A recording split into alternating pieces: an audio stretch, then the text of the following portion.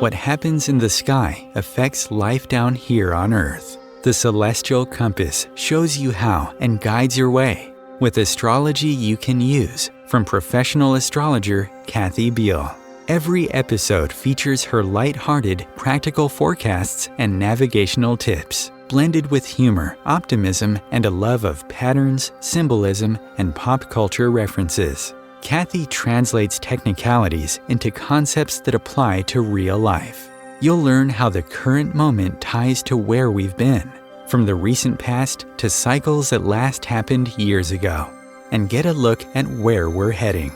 And much more, from special topics to special guests. The Celestial Compass, enlightening, entertaining, and empowering. Here's your host, Kathy Beal. Greetings, Earthlings. This is Kathy Beal of EmpowermentUnlimited.net, welcoming you to the beginning of May 2025 as we are recording this. The first, let's say 2/3 of the month, first 20 days or so. Well, no, let's say the first half plus. Bit rocky, but the path is going to get us to a place that we actually have a really good chance of enjoying, and B, encourage us to lighten our load like crazy as we get there, and C, give us lots of energy and moxie to stand up for ourselves. Venus, the social director of the skies, the planet that rules how we interact with each other and what we value, is in warrior princess mode. She's at the beginning of Aries, and there's a real strong sense of spiritual mission. And notice how you are almost compelled to stand up. You're not taking guff from anybody. Venus is in taking names and kicking you-know-what mode, which will get even stronger in the middle of this week. At the same time, our information communication channels really active. Lots of talk floating around. At times it may seem like we're crazy, like the situation is nuts. But as we get toward the middle of the month, we will have many opportunities to confront things that have been festering, to see what's been going on in shadows, in corners, deep in psyches, backroom deals, you name it. Confronting things within ourselves, having hard conversations that end up being really productive, all of which lead us to the Scorpio full moon on May 12th, which may feel like it's a lunar eclipse because it will be incredibly intense. But the intensity has a benefit. You will find during that week and in the days immediately afterwards, it will seem the most natural thing in the world to let go of stuff, to purge, to release, and you may have a surprising claim to your own independence in the days immediately following that full moon. And by the 20th to the 22nd, the sun moves into Gemini. Things start to lighten up. Venus and Mars are getting along. Things are going to be a lot more fun, a lot easier. And this is starting to head us toward a much yummier feeling of life in June.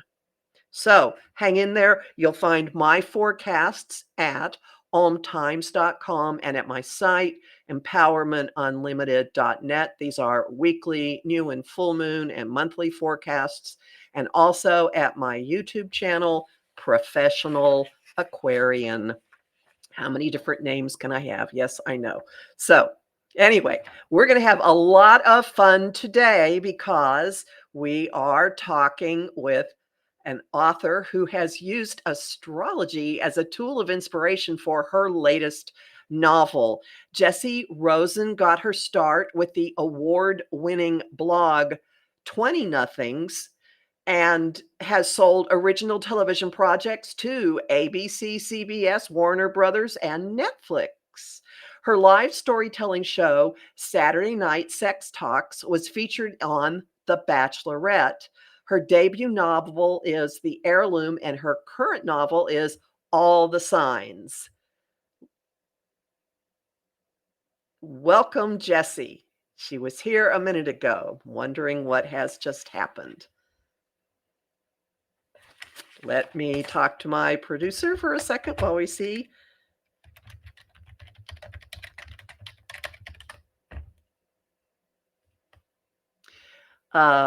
Again, she was here a second ago. Oh, Chris. Chris, could you please bring my guest on?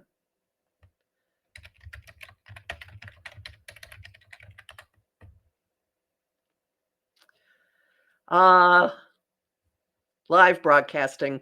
You never know what is going to happen. Let's see what has happened to my host. That's a new one. It's always something. Hang tight, folks. Let's see what I have to do. Now, technology is a really exciting thing these days. You might have noticed. Um, you never quite know what will happen. And let me find him here. Thank you guys for waiting. Where are you?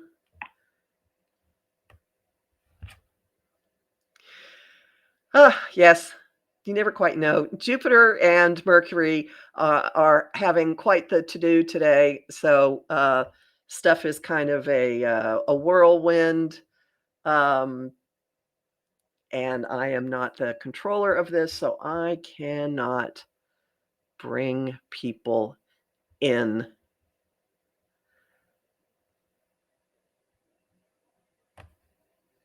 Oh, okay. His internet crashed. He's trying to pull it up. So, we are coming off a Mars-Pluto opposition.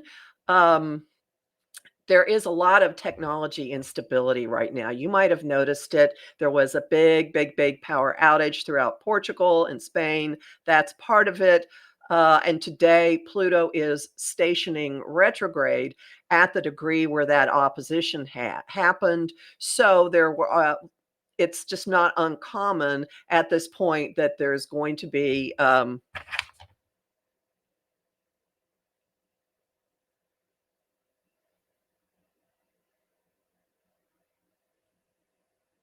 Oh, okay.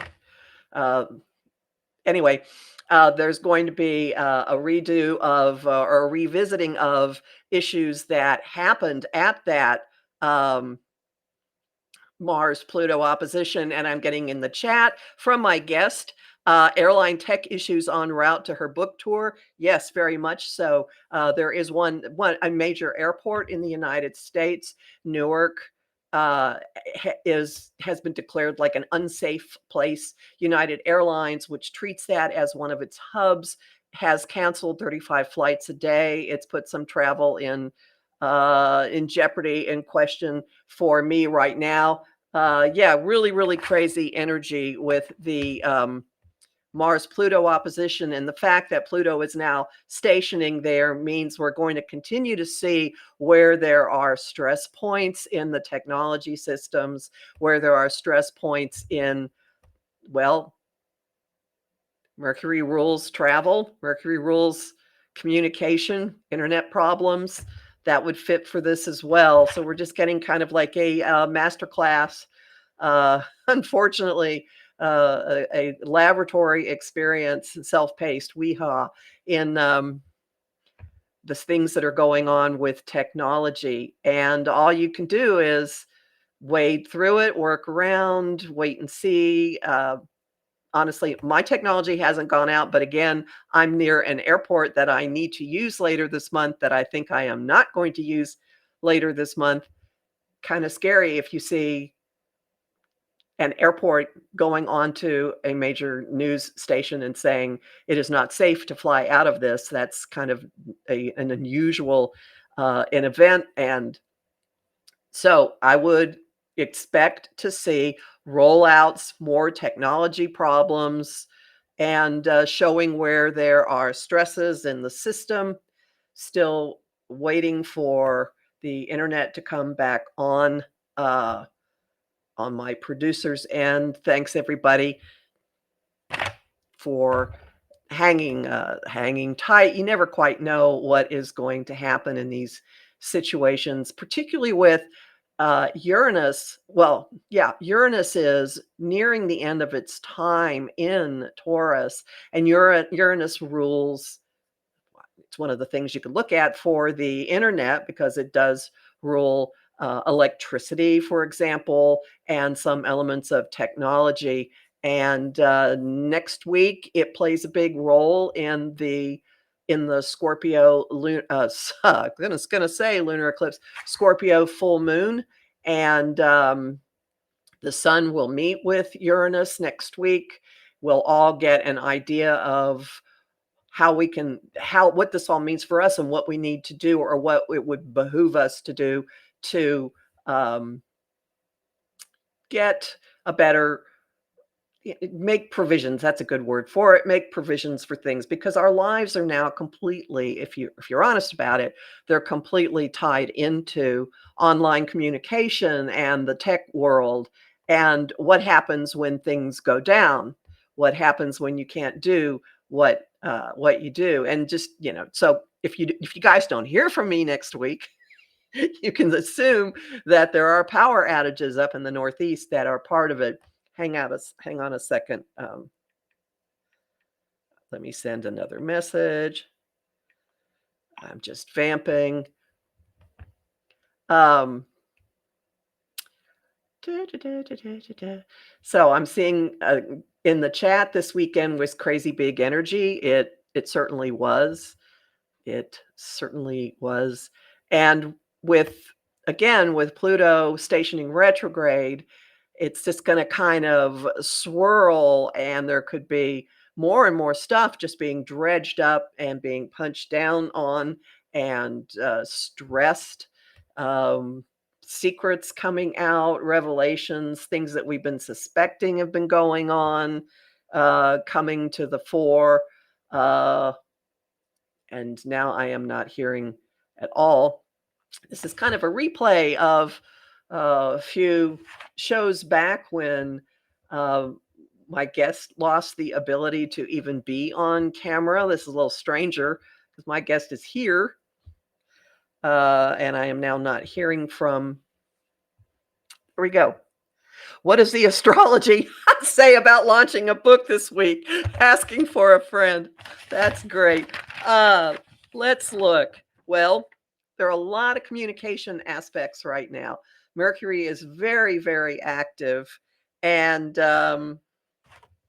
it's it's really expansive at the moment, but by the weekend, Mercury is going to move into the sign of Taurus, which is show me the money territory. And Taurus does have a lot to do with creativity and making it manifest, making it physical, and reaping rewards for it. So launching something that um, has the chance of blossoming, that's kind of good because first we're at the first measuring mark of the new moon in Taurus, which is when a lot of seeds were planted. And now we get to see what is growing. And now Mercury, which would rule writing and books, is moving into the sign of Taurus.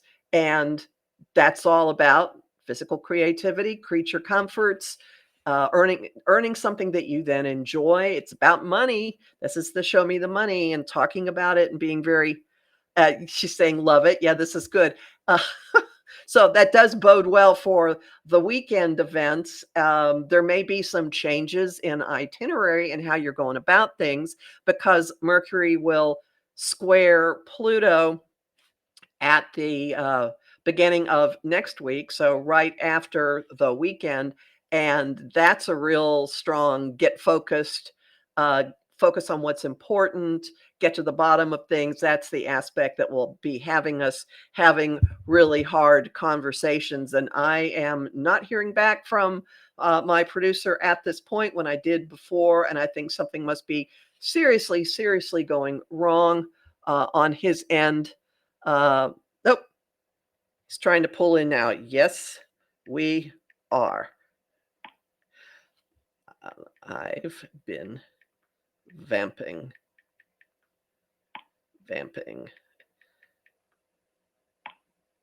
Autocorrect changed it to I've been camping. Not quite. Not quite. So this is, being able to talk on your feet. Here's where my all kinds of training comes in necessary into play. Just keep going no matter what. Um, does your birth does my birth chart astrology make me a good vamper? I'm a yacker, that's for sure. Mercury is fused with the sun in my chart, so I blither. It comes out of me very, very easily. Sometimes it makes sense. Most of the time, it makes sense.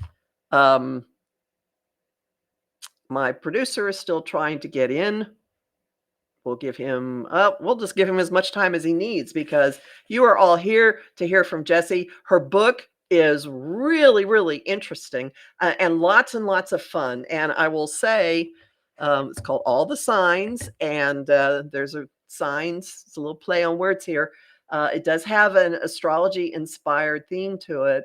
And the praise I can give it is the astrology is accurate. This is one thing that I really pay attention to, and I find it very unfortunate when somebody has a platform and thank God, as she's saying, when somebody has a platform and they mischaracterize something or they spread a stereotype.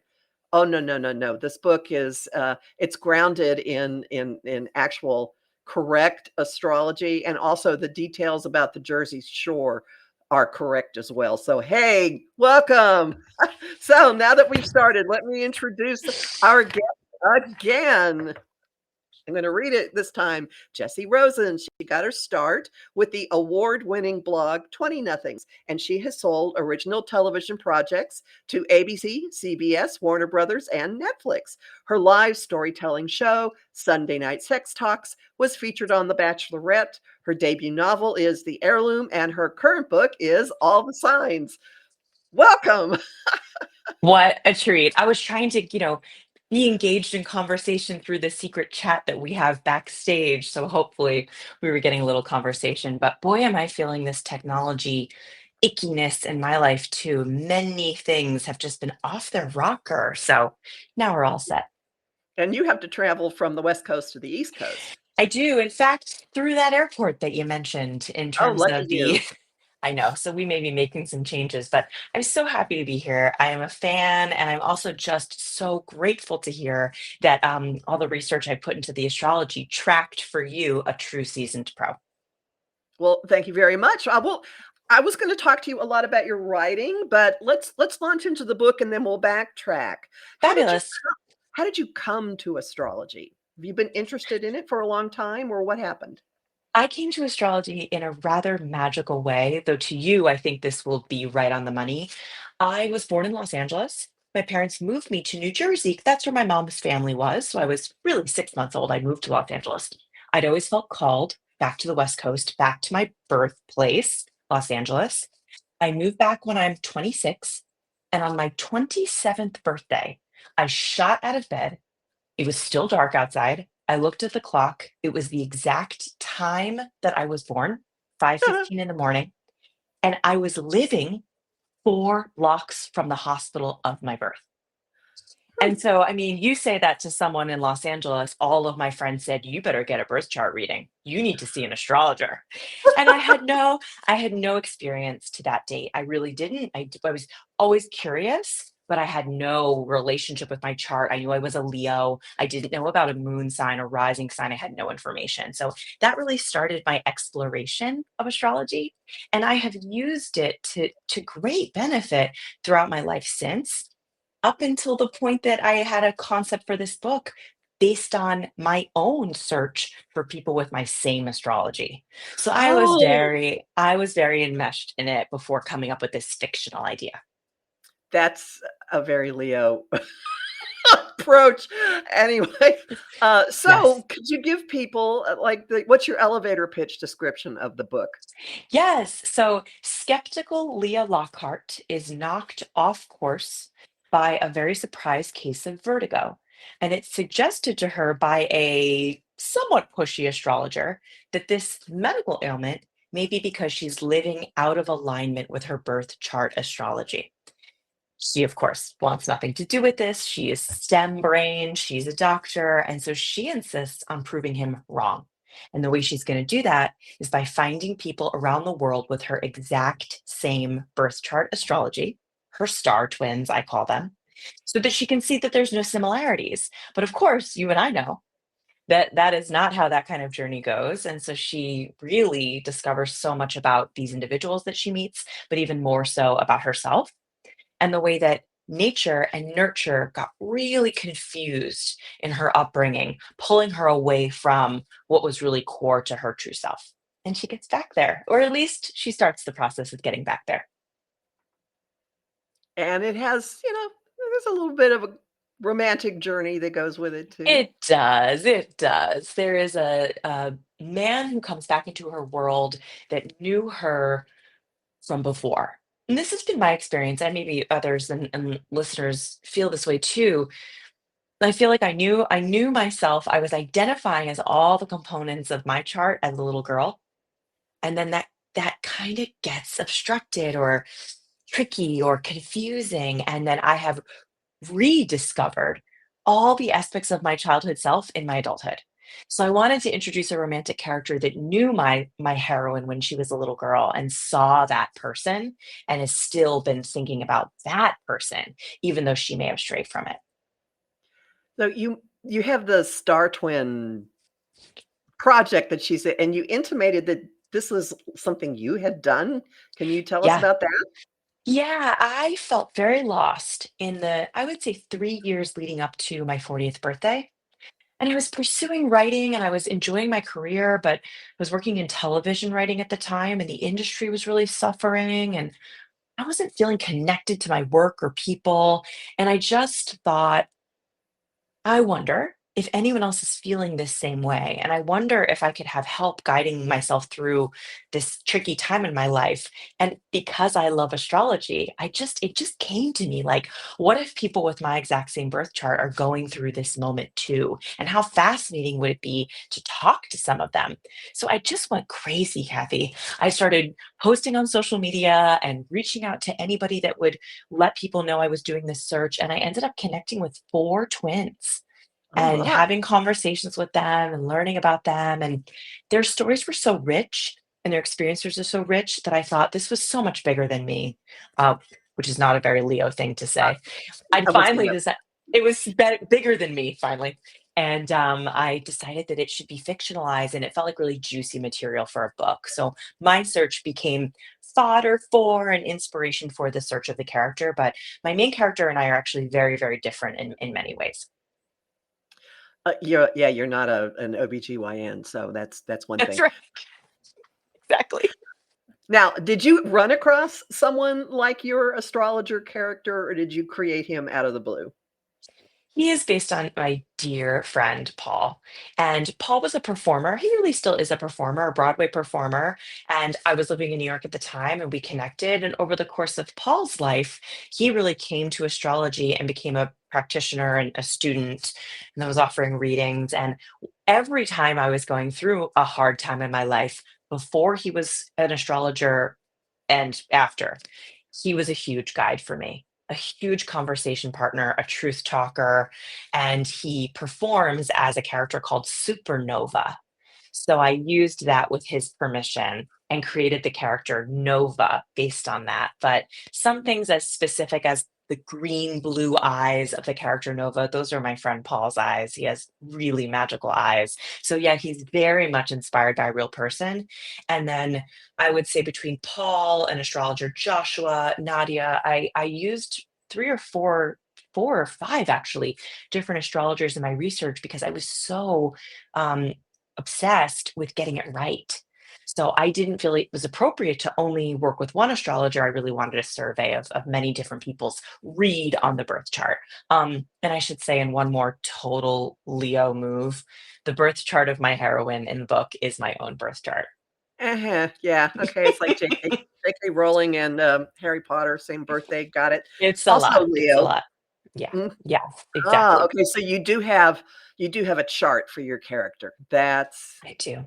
I do. And, I felt it was my best and fastest way to connect with her and to understand the character. And then I turned her on her head from me.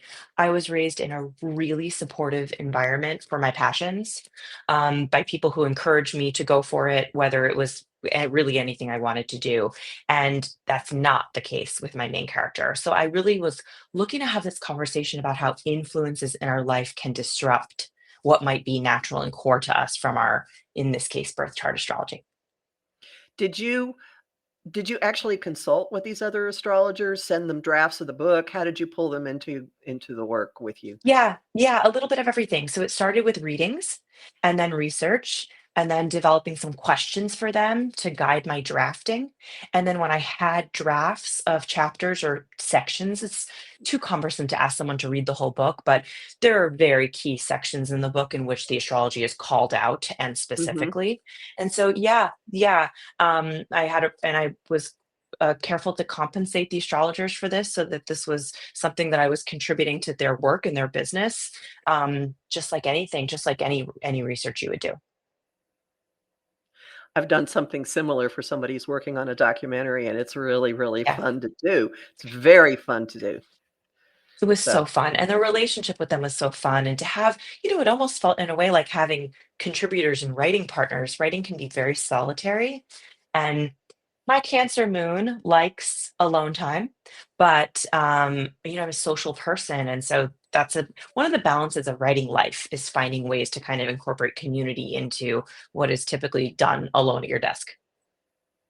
so do you use astrology as kind of a constant tool at this point in your life, or is it something that's when you think about it, you go, "Oh, I really should see what's going on with my chart." Yeah, it's right now, it's more like that. I would say that it ebbs and flows based on how I'm feeling in my life. If I'm going through a Mhm. tricky moment, I check it daily. I even book a reading to kind of get a sense of like what is going on right now. Um, and I do think that that is kind of it's something I go to as a piece of a puzzle of mining for what I'm going through. I do have a lovely book by another astrologer, the wonderful Heidi Rose Robbins, called Everyday Radiance, and it's daily prompts that follow the astrology for the 365 days of the year. Um, and I like to look at that in the mornings if I have time to just see what the prompt helps me reflect on kind of seasonally. So, by no means do I have any professional ability or relationship Oh, with no, it, no. but I come and go, and I like the questions it raises in me. I'm Mhm. much less concerned with the perfection and the exact accuracy. And I don't get very stressed about like, oh no, the foreboding. I don't really, that's not how my purview of astrology. I really find it helpful as like a conversation partner with myself. This is just like Leo 101 happening here. I'm enjoying this immensely. It's so funny. I have to ask why wait, I know a little bit about it, but why do you say that? Because it's very much like the relationship between self that is so Leo. Right, absolutely, yeah, and it all being so self-expressive. Uh, Yes. and yeah, Yes. Yeah. also the hair, that's part of it too. Oh my Um, gosh. And this animal well, print, deeply New Jersey animal print top. I'm showing my heritage, Kathy. I have a story about that. I will I love share with it. you later about animal print. Um, now y this how about with the travel? I mean, did you also travel? Because this moves to various places, It across the does. globe. Yeah, and like the globe and the country. So we go to Venice, we go to Istanbul, we go to New Orleans, Los Angeles, back to New York. I was only able to do one research trip for the book, and that was to Venice, Italy. I felt like there was so much to the history of Venice, Yeah. specifically the astrological ties to that city. Mhm. Um, You'll this will make sense to you and your audience. There was a time when my outline for the book and my conception of the book included astrocartography Oh as a my. piece of my character's journey. And to be totally honest, it was too much. It was Yeah. getting to be too many pieces of a puzzle. I didn't want to alienate readers that had no reference point for astrology at all. And now I'm layering on astrocartography. However, Venice really lit up as a city for my birth chart, which I'm sure makes sense to you. And Mhm. so I used it as a destination. I went there and did research. And It almost proved the point of why I want my character to go places, all my characters, because it's very much the same in my first novel, The Heirloom. I go with a plan, everything gets upended. I discover so many different things than I intended, meet different people who expose me to things that all ended up in the book and made it better.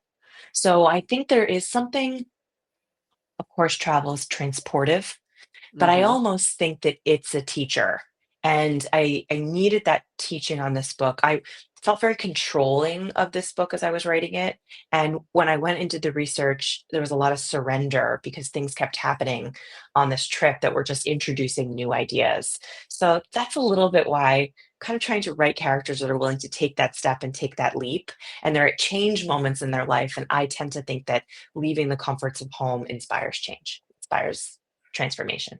Well, it breaks you out of your everyday, that's for certain, and I have found that it definitely makes you more in the moment because the tiniest default details of life are different. The shape of the doorknob, the way the car Everything. horns sound, everything, right, that makes sense. And and you start to feel that you can be different, like, you become this vacation self, and there's something really interesting to me about that. I'm not remembering now, of course, the details, but there is a my something is in Sagittarius in my own birth chart, which kind of lights up travel, if I recall, Right. so there's Mhm, something about that going on for me and therefore my character.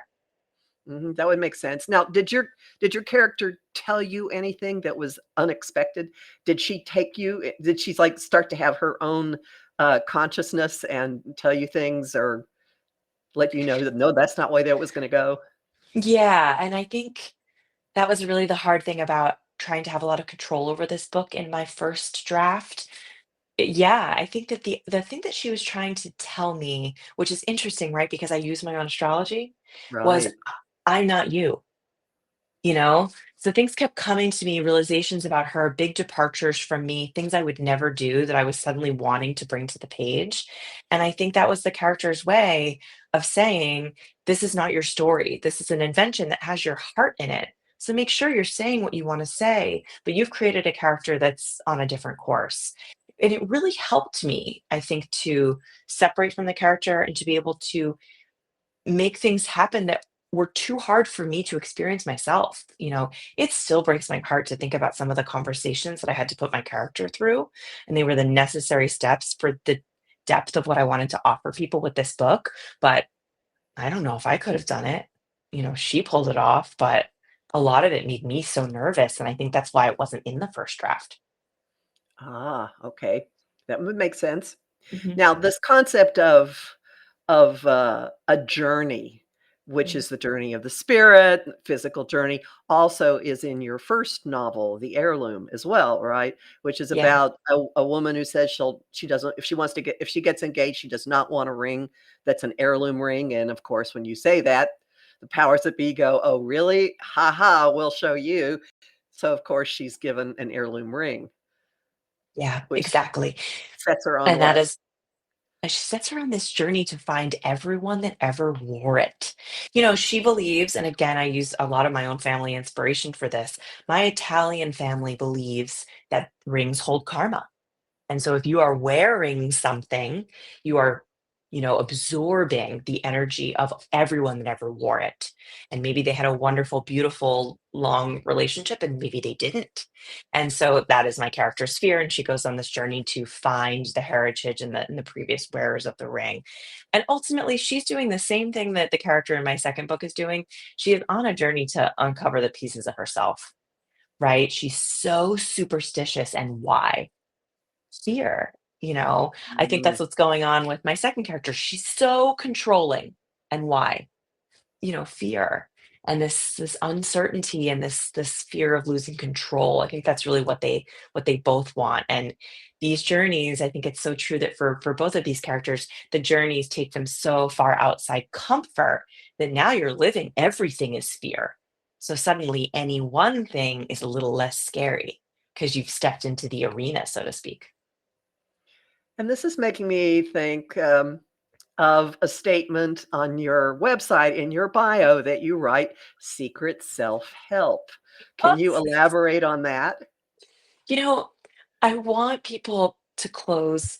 a book, anything, an article, I want people to walk away from anything I write and feel like they can take one step to make their lives better, to make themselves feel better, to have comfort, even if it's the comfort of a single thought, right? Oh, that made me feel better. That made me have a question that's going to take me further.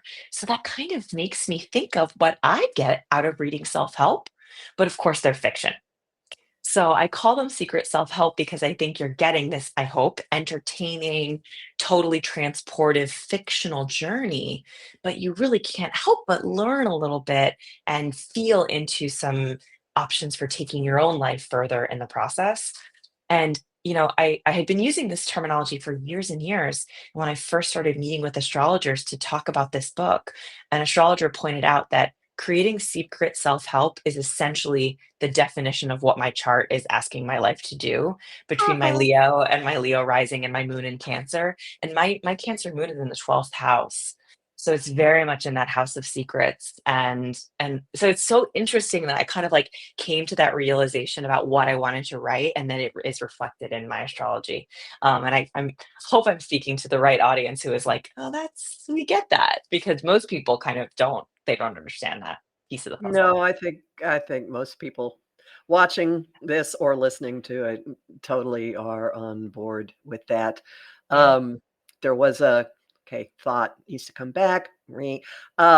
One so I'm guessing that the heroine in your first book is much like the one in the second book in that she is certainly she is the one who is steering her own journey of self-discovery. She's not sitting and expecting someone to fix it for her. There isn't any kind of nonsense of, "Oh, you need a man for your life to go right," or any of that. It's Yeah, there. yeah, that's exactly right. And that's just important to me, astrology or no astrology. Like as a human being, I just think I'm always very impressed by people who are captaining their own ships and, willing to take a lot of risks to make that happen. And I do think those are the characters that I root for is people who are going to put in the work and put themselves on the course and exactly kind of not be waiting for someone to come ride in on a white horse or even if it's a friend, not a romantic partner to give them the answers, they kind of seek the answers. The answers don't seem to be real unless you're the one that comes up with them, in my experience. So there's some truth. Yeah. And yeah, and honestly, I don't normally read this type of book, Oh, although I'm in extra recent honored. years I have found myself occasionally, more than I should own up to, watching things on Hallmark Yeah, Channel. sure, But sure. this is not like that. This is not Thank like you. that. These are intelligent, self-empowering people, actually, even, some of the male characters too in this, and definitely that group of women that she runs into in Venice fit that. Um, Yeah, and those women were also inspired by women that I kind of came across on, um, almost like a executive training, life coaching type of workshop for writers and for creatives. So, unfortunately, that did not take place in Venice, Italy for me. But when we were together, a lot of the questions that were raised, and one of the things that was really important for me to present in that group of women was a diversity of age. Intergenerational conversations, I think, can be really inspiring. You see people who have lived and walked different amounts of time and who have come from different places. And there's a lot of wisdom in people that have just quite literally been on the planet a little bit longer than you or a lot longer than you. And so that was a piece of a puzzle. My character's in her 30s. A lot of the people in her immediate world are therefore her same age. So I wanted to use the women that she meets in Venice as a chance to hear from people from different generations. and this is not how your writing started out, so I'd like to backtrack. I was hoping to Yeah. spend a lot more time on this, and we're not going to No, no, no, have it's the okay. leeway to do it, but, uh I said when years ago when I moved to New York City, I told Mm, people I was gonna hold a keyboard and like, there was a TV show in the '60s, That Girl, where of Anne Marie course. leaves okay, she leaves Brewster, New York, she goes to the city with a bottle of champagne, like, "I'm going to be an actress." So I was saying I'm holding my keyboard saying, "I'm going to be a writer." Totally. So Totally. how did you ease into that? Have you been writing since, like, grade school, basically? Yeah, I was very much that little girl writer, yes, and again, I can't say enough about having had the encouragement. My mom would cut up cereal boxes so that the front and back of the box could be the cardboard for the binding of my little books that I would write. So I was really, like, nurtured in that way, and then, I don't have any writers in my family. We didn't have any connections to that kind of employment for me, and so we had to kind of pave the way. And that started with writing for the newspaper of my college and getting a couple bylines there. And then moving to New York and finding out that college bylines do not a writing career make. Yep. And so that was when blogging was such an opportunity for a chance to have a free platform to write. So that's when I started the blog 20 Nothings, and I was writing about coming of age and finding your way as a young person in Manhattan on very, very limited funds. And that led to freelance writing assignments. So that was when, places like Marie Claire magazine were finding out about the blog and then inviting me to contribute. So it all happened really organically. And I just because of the need to support myself, I had full-time work in marketing for the first 10 years of my life as a writer. So that was what I was doing to pay the bills. And then I was finding time, whenever I could to start by blogging and writing articles and then expanding into plays and then ultimately kind of dreaming up the dream of maybe this could be a career in television writing and playing with that too. But I always like to point out that for me, it was necessary to have that full-time job to sustain me before my writing was able to sustain me. Just for younger people who may be starting out, or really for anybody that's thinking that writing has to be your only occupation to call yourself a writer. I think if you own that title, no matter what. And it sounds like you have written from a lot of your own experience, like, you started with what you knew with that Yeah, blog, 20 Nothings, right? yeah, yeah, Instead of yeah, exactly. It's what comes naturally to me. It's also, I've always thought of writing as an offering. You know, People take the time to read your writing, then for me, yes, it entertains me and it's fun for me, but also I wanted it to be an offering and a form of maybe even healing for people. So that's why it kind of is, this is what I have, this is what I've been through and what I can offer you, as if we were having a conversation. I'm the oldest of four girls in my family. So I feel like a lot of my writing is just like me being a big sister in many different formats on the page or on the screen. That's a little bit how I think of it, and I think that's why I try to use myself as this is the truest thing I can say, and this is how I know that what I'm saying is honest, is because it's coming from my own experience. And how did this then morph into young adult writing? I had a very wise and I almost think brave television agent who I was working with on my television work, who said, "I really think you should think about novels. The industry is always changing, and the more chance you give yourself to write in different formats, the more opportunity you have to stay afloat as a writer." It was a creative offering she was giving me, but it was also a business thought of we've got to sustain, and how are you going to do that? My first, very, very first novel, which was a young adult thriller, kind of a wild thriller ride, had started as a television pitch and it didn't sell. And we had this idea that I had developed. And so we thought, what if we wrote it up as a book pitch, as a book proposal? And maybe that's a way to use this idea that we really liked and see where it could land format wise. So that's how that came to be. And how did the television work come to be? Oof. Yeah, okay. Even thinking of it now, script after script after script, bad ones, green ones that were not quite there. And then, when I physically put myself here in Los Angeles, I then started meeting people who knew people who read scripts to give writers Mhm. jobs. So, it was as simple as that move in terms of starting the domino fall, but, years and years of just, I think, the networking process, and then also, finding ways to get your writing seen and heard. So I would do live storytelling shows for that reason.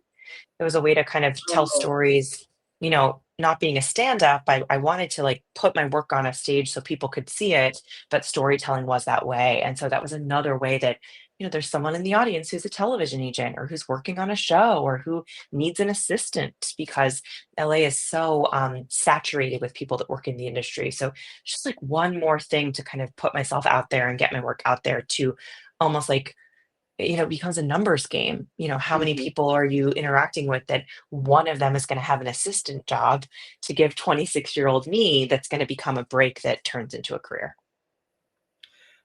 And you as in terms of ideas, how did you generate them? Just like, "Well, this seems interesting to me," and you would go with something, or would you Yeah. watch a lot of media to come up with Yeah. what's trending or Absolutely. Watching media, reading, there are trade magazines and trade websites about Hollywood, just like there are about the financial world.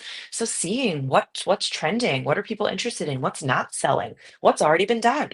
So really becoming a student, I think, of the format, watching absolutely everything, and then closing all that down and just letting inspiration come, right? It would frequently happen that I would have an idea that I kind of manufactured, and then I'd be in conversation with them, and one piece of that idea that I manufactured had my own life in it, and they would say, "Wait a minute, that detail is interesting. What if Mhm. that was the whole show?" Right? So it would happen a lot where I would have to kind of find my way back to the idea that inspiration can often come from things we've experienced that we're gonna fictionalize or transform in some way. But I think a lot of it did come from a ton of just familiarity with the industry, what's working, what's not, and then marrying my ideas with that. And I have found, or maybe what you're just saying sounds like that goes with this, that, there's an authenticity that comes through when it's something you really, really know, and Yeah, that if you're stretching to write about something you don't know, it doesn't have it doesn't radiate, doesn't have the yeah, resonance or the energy of yeah, your own. and the other thing about all these projects is you're gonna live with this, you're gonna be with this project for years, right? Mm, Each of these books have been years in the making, and so if you don't love it, and if it doesn't feel like you need to say it, it needs to be told, it gets very, very laborious. To not have that thing to come back to say like, "No, no, we're having a hard day, but this idea is core to me. I meant to mhm. write this. I meant to do this." I think it can be really challenging. So do you have something in the hopper that that's already brewing as you start to, market your latest baby here? I have something in the hopper, yes, and my birth chart is in a retrograde year. So it's so funny that I came to this idea and then I had a reading that kind of enlightened this for me. So I'm working with an idea that I have been kind of saying to myself for years and years and years. This is fun. I want to tackle this. It's scary, but there's something about this idea. And in this case, there's some source material, a famous old piece of literature that's always been very special to me. So it's so interesting that it's both an idea that has been kind of knocking on my door for, I think we're talking a decade, and Mhm. also it's a piece of history. So it's retrograde for me and it's retrograde for the universe. And I'll only say that it involves sisterhood. Will it involve travel for your researching it? Always. Always. Always. And if I'm able to, by schedule and by means, to physically go on these trips, that's one thing, but I like to draw from places that I've also had the privilege of already going to, and so Mhm. we'll have to see what happens. Yeah, if this becomes a piece of a puzzle that I'm contracted to write, then there may be a chance to go and do that research. So you're still in the development stage of it. Yeah, O yeah, that's okay, exactly right. okay. That's exactly right. Which is kind of the fun part.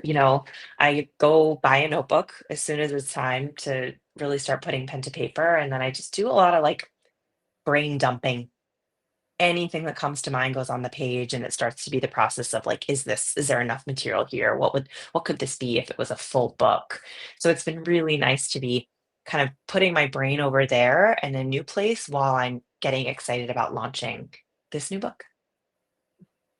And what's involved in the book tour that you have so far? I see that they're not some of these venues you're going to are not just like going to Barnes& and Noble and sitting there with a table and a stack of books. Yeah, yeah, I'm really excited. We launch tomorrow. So today is Monday the 5th. Tomorrow is pub day, Tuesday the 6th. And I'll be at a really wonderful bookstore here in Los Angeles, owned by a young woman who put her whole heart into this sweet bookstore. And so we're going to be supporting her with a book launch party and then another event on the West Coast. And then I come east. So an event in my hometown and a couple different dotting on the East Coast. But for listeners that are or viewers that are with us now, I'm also doing a virtual event, a virtual book party, and working with one of the astrologers that helped me with my research to do a little mini astrology workshop on the meaning of the big three, your sun, moon, and rising sign, to celebrate the book, and that's on Thursday. So that'll be virtual for people who can't make it in person to events. They're just so fun, talking about the meatiness of the books, but also getting to talk to other people like you. Again, writing can be so solitary that when a book comes out, yes, I'm so proud and it's about celebration, but it's also just about the chance to connect with people, which is not something, in my career life every day that I get to do as much. So I'm really excited. And tell people how they can find out about the virtual event. Yeah, so all the information is at jessierosen.com/events. And I'm Jessie, Jessie. So you'll see this cool image about the events, and then you'll scroll down and see image about the virtual event, which is Thursday and the 8th and 5 p.m. Pacific. So whatever that maps against your time zone. That is really cool. I like that very much. Oh, And the one other just complete digression before we wrap up. yeah, Awful lot of attention to food in all the absolutely. ways. Yeah. I mean, All the it's meals. It should be called all the bites. I know because you Yeah. actually say what they're eating and with great detail. I part of my background is as a food writer as well, so I just was going, "Oh, isn't that oh, mhm, okay, I yeah." know. And a little bit of that is because, writing a book is very laborious. And so imagery from places and senses from food delights me when I'm writing it. And I think that's why I put it in. I mean, I am also a food lover. So it's what comes to mind in terms of experiencing a place is the food. But I also think it's just like tickles my fancy when I'm writing it at the same time. Well, that makes sense. It's a special topic. People, Yeah. they love it. They love it, Yeah. and well, I wish you incredible luck with all this, and again, where people can find you is jessierosen.com. Do you have a Substack? Yeah, I write on the topic of bravery on my Substack. So my Substack is called Bravery by Jessie Rosen. Substack.com. And that's kind of like bringing back my old blogging style to get to write personal essays about topics that are kind of going on in my life. So that is another place that you can find me. And you consult as a writing coach? I do, yeah. Again, it's just this awesome opportunity to be among other writers and to give whatever I have figured out. And there's still so much to figure out about this wild work.